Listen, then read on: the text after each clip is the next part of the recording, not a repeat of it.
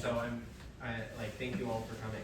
So my name is Matthew. I'm the president of Purdue Hackers, and I'm here to tell you a little bit about what Purdue Hackers is and does for the next 15, 20 minutes. And I should mention, we have this room until 9. So the way this is going to work tonight is I'm going to talk at you for like 20 minutes, and then if you want to hang out afterwards to ask questions or talk to us or whatever, you can be here until 9, and honestly probably later even. So yeah, let's get started. So Purdue Hackers is a group of Purdue students who help each other make creative technical projects. So a quick thing to get out of the way, when we say the word hack or call ourselves hackers, we mean hack as in like hackathon, as in like creatively solving technical problems, not like cybersecurity, pen testing, ethical hacking, etc. We actually do have a lot of people who do that in Purdue Hackers, so if you want to do that, you are welcome to do that here. There's actually totally a place for you to do that here, but we're not like a CTF team strictly, and we don't strictly do things about like ethical hacking type things. We're a lot more about like making projects. So we exist because making something that you're proud of is like incredibly rewarding. If you've ever made something you're proud of, you probably know this feeling of like working really hard on something that you're inspired on and like learning a lot of new things and then like struggling through challenges and then finally shipping it and like finally finishing it, and it feels really good. And it also is like a great, like often builds really great skills too. But it's so hard to do. It's so hard to find a project that you're excited about and that isn't like Goldilocks zone and like challenging, where it's like maybe on the edge of your abilities but not like too hard. And then, then finding the motivation to actually make it and then see it through while juggling academic and social obligations. It's really hard to do. So luckily we fixed this.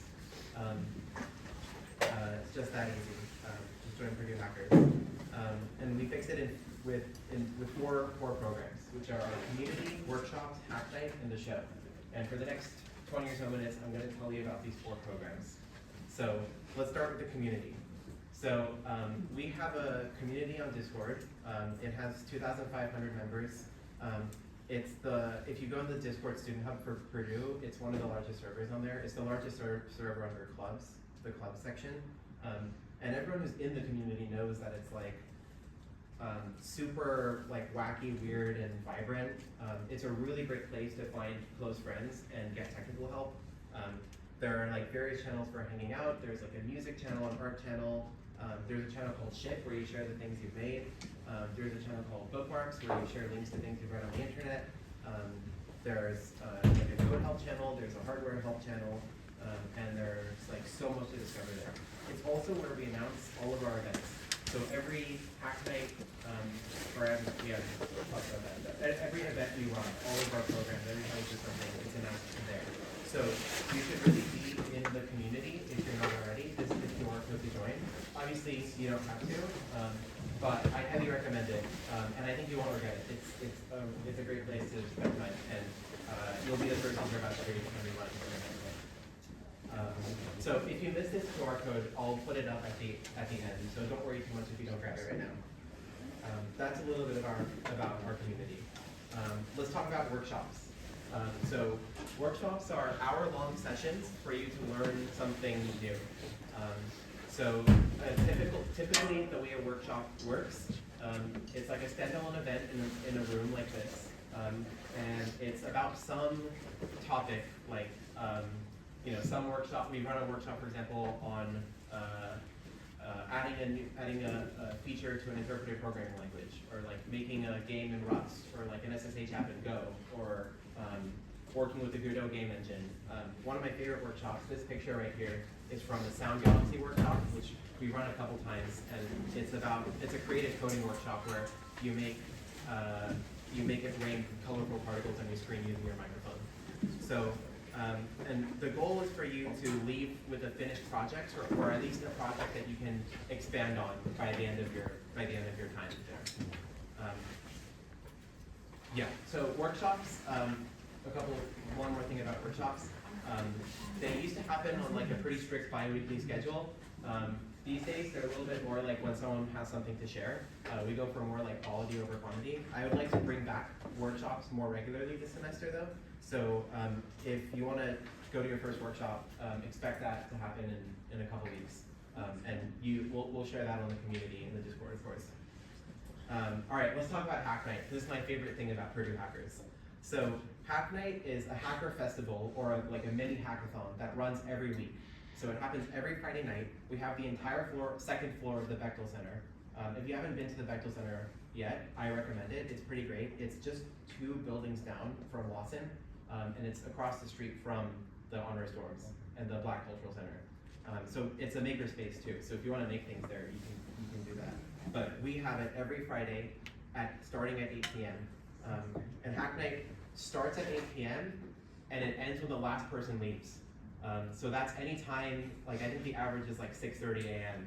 So it goes on for a really long time. But of course, most people don't stay that long. How many of you have been to a hackathon before? So those of you who have been to a hackathon, Hack Night will feel pretty familiar. It's a lot like a hackathon, but without the explicit competitiveness of a hackathon. But we do follow like a very hackathon-like format. And if you haven't been to one before, it's not at all a prerequisite. So here's what a typical Hack Night looks. We usually have 80 people every week who come to Hack Night. At 8 p.m. is when it starts, and then we have a couple events for you to that you can choose to participate in if you want. Before I tell you about them, I should say Hack Night is like what you make of it. If you want to come there and just like find a table and work on a personal project, you can use it for that. If you want to come to it and meet friends and hang out, you can also do that. You can use the time how you want, but if you're looking for some guidance, we have events that run throughout Hack Night. The 2 types of events are circles and session. A circle is a little gathering. It's almost kind of like a mini class within Hack Night, although I use that term very lightly because there are no like outside commitments. But it's a group that meets regularly, or at least has a regular facilitator who makes it happen every week, where people and people who want to be part of it come every week and they learn about a different thing in that area. So for example, the data analytics circle is a new one this semester. And then the systems circle, which happens at 11, has been running for a while. And the systems circle covers a lot of like systems programming things. So if you're into things like that, you can join a circle at any time. You don't have to like commit to anything. And then the second type of event is a session, which runs at 10 p.m. And a session is kind of like a workshop that runs within Hack Night. So actually, when we run a workshop, we'll usually run it as a Hack Night session first to kind of like play test it before running it as a standalone event. So most sessions are workshops, but they can also be, they don't have to be. Like this session is from last week. It was just like a presentation about a Rubik's Cube computer that a group has been working on at Hack Night. So they just talked about that project because it was very cool. We've also done like drawing contests and like lightning talks and people just kind of like yapping about something they learned in like not a very workshop format. So that's kind of like what it is. But you can think of sessions kind of like as workshops that run within Hack Night, and they're also an hour long. You can come to Hack Night at any point. So it starts at 8 p.m., but it's kind of like a party. Like you can show up at 8 p.m. if you want. You can also show up like anytime throughout the night. There is no such thing as like being late to Hack Night. And you can leave whenever you want, because the last people will leave at like 6:30, 7 a.m. So you're not expected to stay until it ends, of course. And finally, at midnight is checkpoints, which is a demo session at Hack Night. So like everything, this is totally opt-in, but the way it works is we all gather in front of the second floor of the Bechtel Center, and then people share things that they've made within the last week. So it's kind of like just a little time for people to share what they're working on. And then you can come see what other people are working on or share something yourself. And it's very, very informal. So that's what a typical Hack Night looks like. These are a couple pictures. Oh, there's also pizza every week. I forgot to mention that. So that is always something I look forward to. That at the top left is a checkpoint session. So yeah, this is kind of what it looks like. Every Hack Night has a badge. So this is every badge we've ever made. Badges, and I have a couple here if you want to take a look at them for yourself. So a badge is a laser cut collectible that we make for every Hack Night. So every week we come up with a new design, a new theme, completely different every time. Source material, it's usually acrylic of some color, but it's a different color every time. and then we laser engrave the date of the event on it, and then laser cut 80 of them, and then give them out for free at Hack Night. So you can, these are like collectibles that you can only earn by coming to its respective Hack Night. And they're so cool. I recommend after this, you come play with some of these. Please don't take any of these home, because you can only earn them by coming to Hack Night. But feel free to like feel them. They're so cool. They're like a lot of fun, and it feels great to get one at Hack Night. And you get one every single week. So this is all of them. There's a running joke in the community that about like half of the badges we've made are the best badge we've ever made. Like no one can agree on the best badge, because like half of them are the best badge because they're so good. So this is one of my favorite things about Hack Night, so I thought I'd share it with you. So if you like what you hear, the next Hack Night is this Friday. It's called Hack Night 5.14. It's this Friday on the second floor of the Bechtel Center. It starts at 8 p.m. and it ends when the last person leaves. You can come whenever and hang out. And don't feel like you have to commit to too much. If you just want to dip your toes in and get a feel for it, you are totally welcome to do that. So I hope to see all of you at Hack Night this week. And it'll happen every Friday afterwards. Okay, finally, let's talk about the show. So I mentioned in the Hack Night section that we run an event called Checkpoints, which is like a mini demo session at midnight for people to share what they're working on. The show is like that, but like big. It's an event that happens once a year at the end of usually the fall semester. And it's basically a really big demo day for anyone who wants to share the things that they made on throughout the last year. So that can be things you've made at Hack Night or things you've made on your own. Whatever you want, you sign up for the show, and then you get time and space to demo. And the thing with the show is that it's never like a science fair format. It's never like tables with like laptops and then like people going around. It's sort of like that, but each one has a totally different form and completely different brand. So I'll give you an example. The fall 2024 show was called Burst, and it took the form of a gallery exhibition. And so we reserved an actual art gallery on campus, took all the projects people have made in Hack Night, or some of the projects people have made at Hack Night over the last year, which were not intended to be art, by the way. And we just stuck them in the gallery and ran like a very serious art show. It was just like pretending that they were art. And you can see some of this. We invited 300 people. This is Lucy Flesh, the Dean of the College of Science. She was a big fan of Burst. This is all of the badges from that picture. I just took all the badges from that picture from a couple slides ago and put them on the board. This is a language that people made at Hack Night with a writing system that's vines with leaves and berries. So we put the vine on a wall. This is a game where you are an alien working in a boba shop, but they can't find out that you're an alien. So we set this up for people to play it.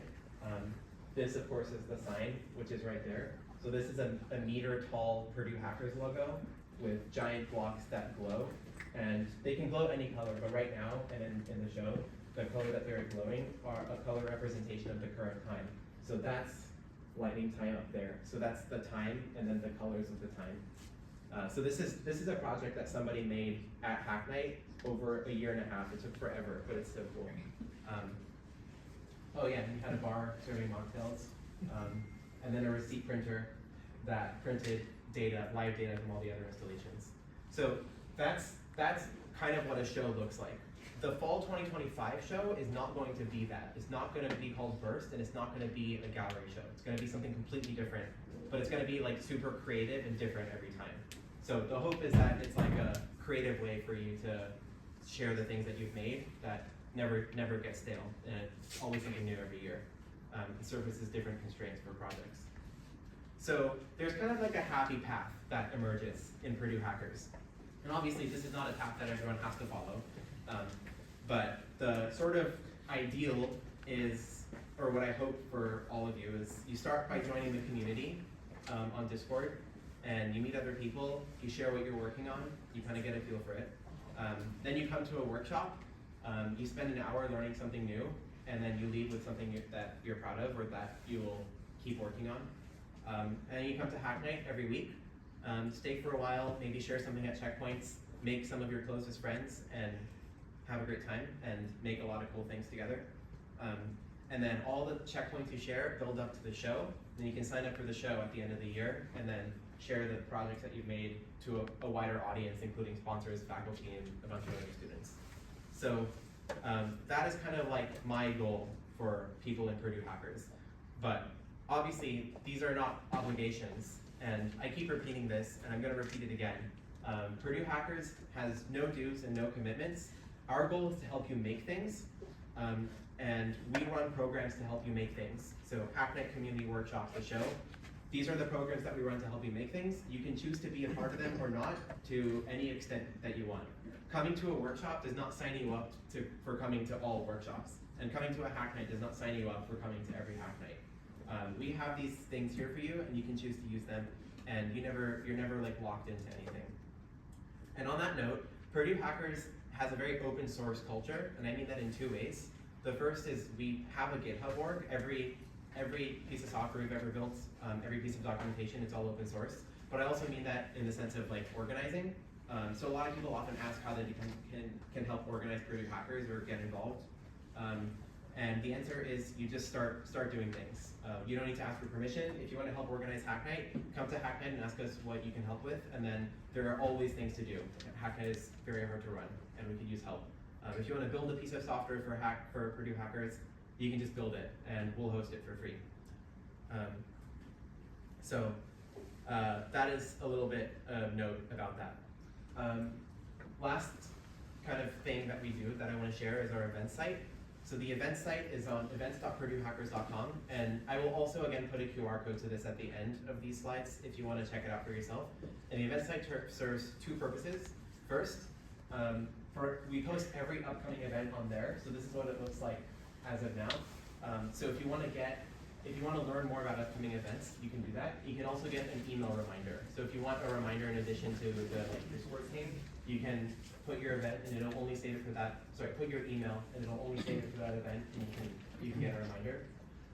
But I think the cooler thing is all these past events, which all become archive pages with pictures. So if you want to see for yourself what Purdue Hackers events look like, what every Hack Night looked like, what every workshop was like, if you go to the event site, we have archives for all of these, so you can see a bunch of pictures from every event, a description of what happened, and some like various statistics about like how many people came, whatever.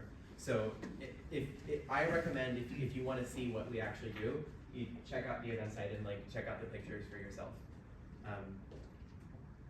And that's all I'm going to share with you now, just because I told you to talk for 20 minutes, and it's been about 20 minutes. But there's so much stuff that I didn't talk about. Like, I didn't even talk about the NFC-enabled passports that people make in Purdue Hackers, which are like a rite of passage, or our blog, or like the various depths of the community, or the AMA we ran with Steve Wozniak, or our documentation effort, or the server that we give every Purdue Hacker access to. If you want to know about any of these things, come talk to me or another organizer after this, and we'll share everything with you. But I also hope it'll be sort of like a rite of passage for you to discover these on your own as well if you want. If you choose to come to Hack Night and hang out in the community.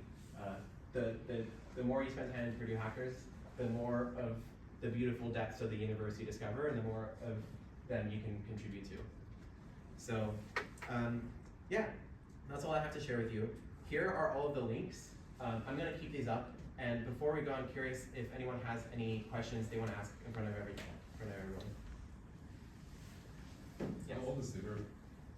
Purdue Hackers has been around for 11 years. We started September 2013, but it's been through many lives. So it's like, it looks very different now from how it looked in 2013. But yes, we've been around for 11 years. So do we have access to all like the more hardware stuff that Bechtel offers, like the machines, or no?